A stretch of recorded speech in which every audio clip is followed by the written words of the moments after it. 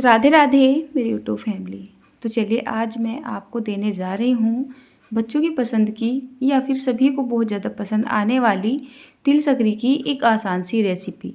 हमारे यहाँ पर तो इनको तिल सकरी बोला जाता है और मुझे पता नहीं है कि आपके यहाँ पर इनको क्या बोला जाता होगा। नॉर्मली मार्केट में आती हैं और खाने में बहुत ही ज़्यादा टेस्टी लगती है। तो पूरी तैयारी मैंने यहाँ पर कर दी है। साथ के साथ तो मैं यहाँ पर कोई तैयारी नहीं कर रही हूँ, जैसा बस अपना टाइम देखती हूँ बैठ के तैयारी कर लेती हूँ, क्योंकि मरना कम सा हो रहा है काम वगैरह करने का। तो बस जब जैसे मौका लगता है ऐसे ही कर लेती हूँ। और इस टाइम पे मैं आपको बहुत ही आसान सी रेसिपियाँ दे रही हूँ। वो इस वजह से दे रही हूँ क्योंकि मार्केट से कोई भी सामान लाने का ना बजट बन रहा है और ना ही टाइम लग रहा है और ना ही मन कर रहा है। तो घर पे मेरी जो भी चीज़ें हैं मैं उन्हीं से ये छोटी छोटी आसान सी रेसिपी आपको देने जा रही हूँ। अच्छी बात यह है कि ये विंटर स्पेशली रेसिपियाँ हैं जो कि मतलब सर्दियों में ही खाई जाती है। और आजकल जो मेरी रेसिपियाँ आ रही हैं सारी की सारी सर्दियों की रेसिपियाँ हैं जिनका तासीर गर्म है। तो आप बेझिझक इनको आप अपने घर पे बना सकते हैं और अपने बच्चों को खिला सकते हैं। सबसे पहले यहाँ पर देखिए, इसमें मैंने डाल लिया था एक छोटा चम्मच के जितना घी, और घी में मैंने यहाँ पर करीब 200 ग्राम के जितना गुड़ डाल दिया था और 200 ग्राम की जितनी ही मैंने चीनी भी डाल दी थी। और बस ये सारा कुछ डालने के बाद मैंने यहाँ पर बहुत ही हल्का सा पानी डाला था ताकि जो चीनी और गुड़ है वो आसानी से मेल्ट हो जाए। तो इसको हमें क्या करना है, गैस का फ्लेम एकदम लो कर देना है और कम से कम इसको हमें 10 से 12 मिनट के लिए लगातार चलाते हुए पकाना है। मैंने वहाँ पर पानी का इस्तेमाल कम किया है तो चीनी थोड़ा देरी से घुलेगी, तो आँच को आपको एकदम धीमा रखना है।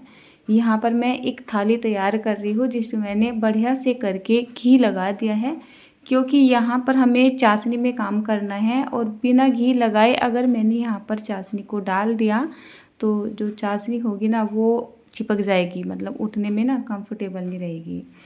तो चाशनी का आपको बहुत ज़्यादा ध्यान रखना है। इस चाशनी को ना आपको गैस का फ्लेम हाई करके बिल्कुल भी नहीं बनाना है, नहीं तो जो चीनी है ना वो घुलेगी नहीं और जिस तरीके की हमें चाशनी चाहिए वो मज़ा भी नहीं आएगा। तो आप इसको 1 से 2 बारी ज़रूर से चेक करें।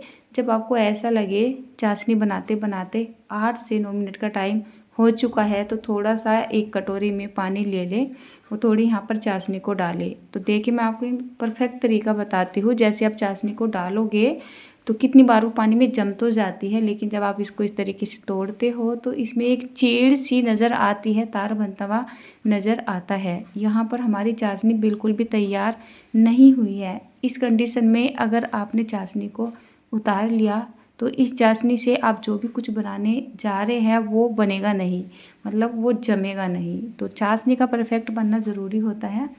वैसे सही पता लग जाता है जब चाशनी बन जाती है ऑटोमेटिक ही ना चाशनी में एक रेडनेस सी आपको दिखाई देने लगती है और जो इसमें बबल आ रहे हैं वो ऐसे लगते हैं जैसे मतलब साबुन या सरफ के झाग नहीं होते एकदम फूल फूले से हवादार, इस तरीके के दिखाई देते हैं। फिर से आपको क्या करना है, 10 से 11 मिनट के बाद एक कटोरी में पानी लेना है और थोड़े ड्रॉप यहाँ पे डालनी है। ये बिल्कुल सेट हो चुकी है। अगर आप इसको ऐसे ही पानी के अंदर भी डाल के देखोगे तो इसमें ना आवाज़ आएगी। तो बिल्कुल तैयार थी चाशनी, फटाफट से यहाँ पर मैंने इसमें डाल दिया है। आप देख ही रहे हैं कि चाशनी में ना अच्छे खासे ना झाग बन रहे हैं, है ना। तो बस ये चाशनी हमारी तैयार हो चुकी है। इसको हमें क्या करना है, करीब 5 से 6 मिनट के लिए ना छोड़ देना है, क्योंकि ये बहुत ज़्यादा गर्म है। ये हल्की हल्की सी जब नीचे जम सी जाएगी तो आप इसको आसानी से इकट्ठा कर पाओगे। इसको इकट्ठा करने के लिए बेहतर रहेगा आप कोई सिलिकॉन का ही स्पैचुला ले लें, जैसे कि मैंने लिया हुआ है। बल्कि अगर आपके पास ऐसा कोई बर्तन है जो कि नॉन स्टिकी है तब आपको घी वी भी लगाने की ज़रूरत नहीं पड़ेगी। ऐसे ही आप चाशनी को डाल दोगे और चाशनी आसानी से उठ जाएगी।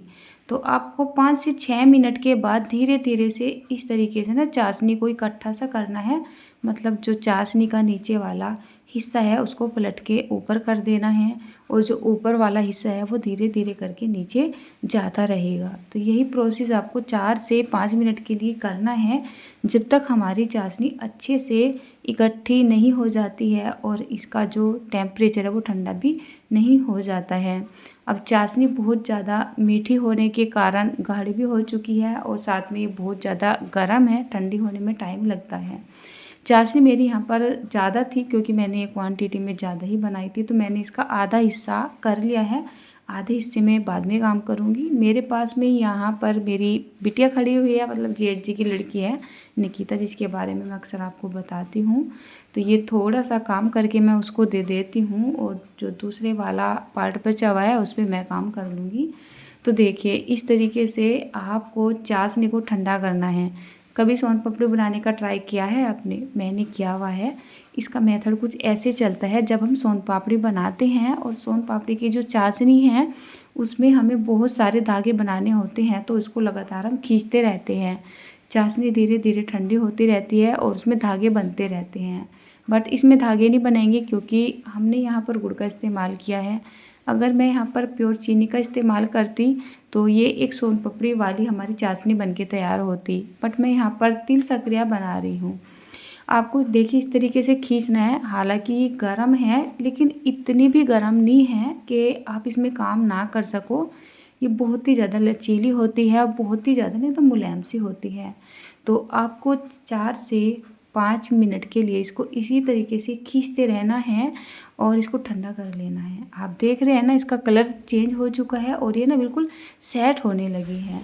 तो जब ये सेट हो जाए, इसका कलर एकदम से इस तरीके से चेंज हो जाए खींचते खींचते, आपको यहाँ पर एक प्लेट ले लेनी है और इसमें थोड़े से तिल डाल लेने हैं। ये तिल वैसे पहले से ही भुने हुए हैं। अक्सर जैसे रेसिपी बनाती रहती हूँ तो मैंने पहले से ही भून के भी रखे हुए हैं, बट इसमें कुछ तिल कच्चे भी हैं, तो उससे ना कोई फ़र्क नहीं पड़ने वाला है। चाहे तो आप तिल भून के ले लें या ऐसे भी ले लें। अब जैसे मैंने प्लेट में ये तिल डाल दिए थे, इसमें यहाँ पर हमें कुछ इस तरीके से इस चाशनी को रखना है और इस तरीके से खींचना है। तो ये इसलिए किया जाता है ताकि जो थोड़े बहुत तिल हैं वो हमारे तिल सकरी के अंदर भी आ सके और ये आसानी से मतलब कि बन भी सके। जैसे तिल के अंदर जाएगी जल्दी जल्दी से ना सेट होती आ जाएगी। तो यहाँ पर देखिए दूसरे वाला जो मैंने पार्ट दिया था ना निकिता को, उसने ये तैयार कर दिया है। तो मैं क्या करती हूँ, पहले एक ही पार्ट को तैयार कर लेती हूँ और बाद में दूसरे को तैयार कर लूँगी। तो जितना हो सके आप इसको खींच खींच के ठंडा करें।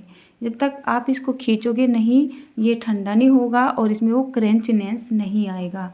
ये जो तिल सकरिया है ना, बिल्कुल ऐसी ही बन के तैयार होने वाली है जैसी नॉर्मली मार्केट में आती है। आप बना के ज़रूर से देखिएगा।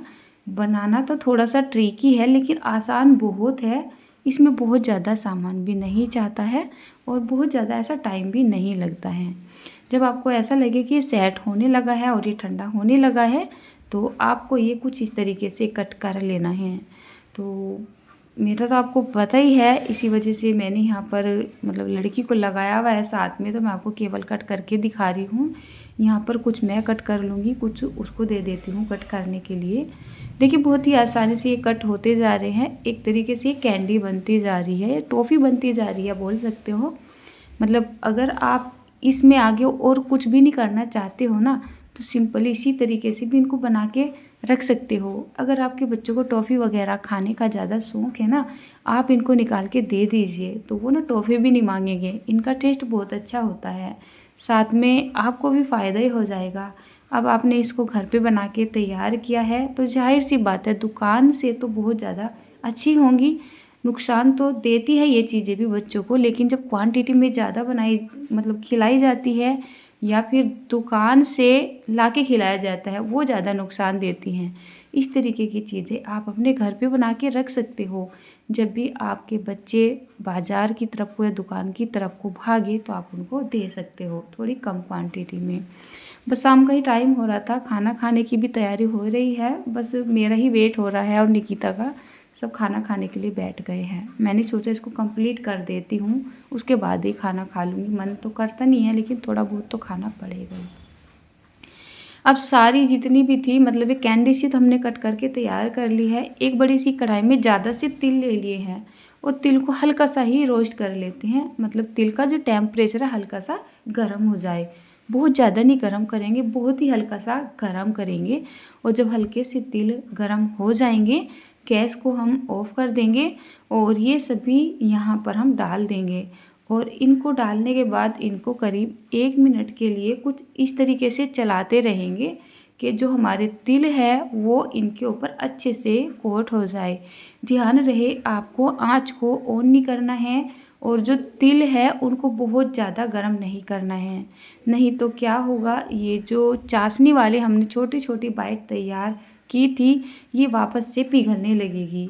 देखिए हल्की हल्की सी जैसे गर्म हो जाती हैं तो इनके ऊपर जो तिल है ना वो बहुत ही आसानी से चिपक जाते हैं। गैस को मैंने ऑफ ही कर दिया है, अब बिल्कुल बिल्कुल लो करके रखा हुआ था, मैं खुद भी यहाँ पर भूल गई थी। माइंड ना थोड़ा सा कम सा काम कर रहा है। मैंने आपको बताया जब तिल हल्के से गर्म हो जाएंगे आपको गैस ऑफ कर देनी है, ठीक है ना। चलिए यहाँ पर मैं सारे फटाफट से इसके अंदर से निकाल लेती हूँ।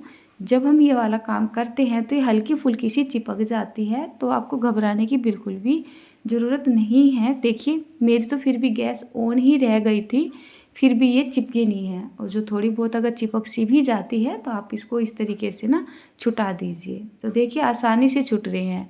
और जिस पीस के ऊपर आपके तिल की कोटिंग नहीं हुई है वापस से आप उसको तिल में डाल के थोड़ा सा उसे मिला सी लें। अगर आप चाहते हैं ना इसको एकदम बाजार का लुक देना तो हल्का हल्का सा हाथों से इसको इस तरीके से दबा दे, तो ये बिल्कुल ऐसी ही शेप ले लेती है जैसी नॉर्मल मार्केट में आती हैं। तो सारी की सारी तिल सकरी को तैयार कर लेना है और इनको बिल्कुल ठंडा कर लेना है। और उसके बाद आप इसे किसी भी कांच के या फिर कैसे भी कंटेनर में जो कि एयर टाइट हो उसमें करके रख लीजिए, कई महीने भी ख़राब नहीं होंगी। तो राधे राधे यूट्यूब फैमिली, अगर आपको ज़रा सी भी वीडियो पसंद आए तो प्लीज़ इसको लाइक करें और शेयर ज़्यादा से ज़्यादा करें।